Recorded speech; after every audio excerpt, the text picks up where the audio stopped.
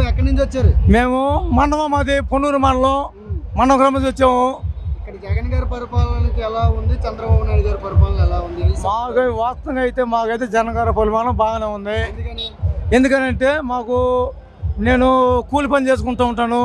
దానికోసం మనకు రైతు భరోసా కానీ మాకు పిల్లోడు అమ్మఒడి కానీ ఈ రైతు భరోసా కానీ అంతా పడుతుంది మాకు.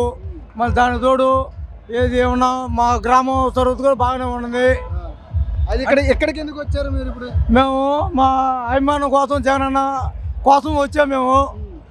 అయితే ఇప్పటి నుంచి పడిగాపులు కాస్తూ జగన్ గారి కోసం వెయిట్ చేస్తున్నారా? దానికోసం మేము వెయిట్ చేయాలని కూకున్నాం. మేము ఇప్పుడు దాకా మేము వెయిట్ చేయాలని మేము ఆగాం. ఇప్పుడు ఆయన రేపు 10ంటికి వచ్చిన సరే వెయిట్ చేస్తాం మేము. ఇక్కడ మేనిఫెస్టో రిలీజ్ చేశారు చంద్రబాబు నాయుడు గారిది, ఇక్కడికి వైఎస్ఆర్ జగన్మోహన్ రెడ్డి గారిది. ఏమన్నా ఇద్దరు మేనిఫెస్టో ఎలా ఉంది? ఇప్పుడు ఈ పవన్ కళ్యాణ్, చంద్రబాబు మేనిఫెస్టోలో మేము జనం నమ్మేవాళ్ళు ఎవరు లేరు. ప్రజలు రాష్ట్రం మొత్తం ఎవరు నమ్మరు.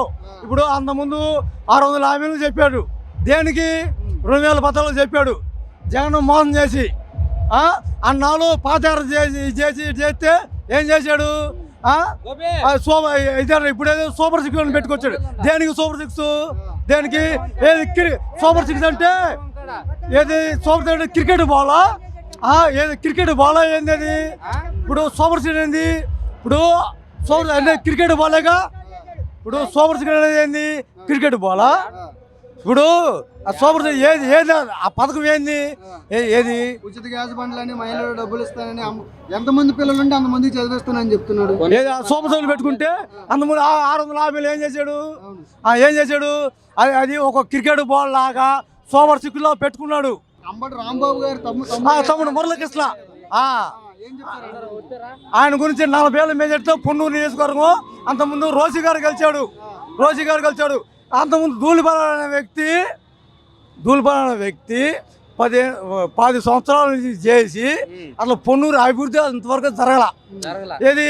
మరి జగన్ గారు వచ్చిన తర్వాత కూడా అభివృద్ధి లేదని చెప్తున్నారు కదా, ఓన్లీ సంక్షేమం ఉందని చెప్తున్నారు. ఇప్పుడు మా జగన్ గారు వచ్చిన కాడ నుంచి మా ఎమ్మెల్యే ఇప్పుడు గుంటూరు అభ్యర్థి ఉన్న రోసి గారు ఇప్పుడు ఎమ్మెల్యే ఇప్పుడు ఇక్కడ ఎమ్మెల్యే చేసినప్పుడు అసలు